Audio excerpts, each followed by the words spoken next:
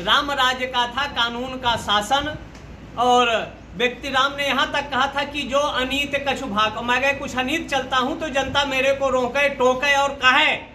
तो जो समाज में विस्मरण करने का काम कर रहे हैं, देश को तोड़ने का काम कर रहे हैं, जनता का दायित्व है, सरकार का दायित्व है उनको रोके, टोके, और न माने तो ऐसे विधर्मियों को ठोके, तभी प्रदेश का अमन चैन शांति सद्भाव बने। अब वो समय आएगा और जब भगवान की इच्छा होती है तब काम होता है, बिना उसकी इच्छा के कोई पत्ता हिलता नहीं। तो अयोध्या हो रहा है और काशी में भी समाजवादी ने श्रृंगार गौरी के पूजन को रोका था।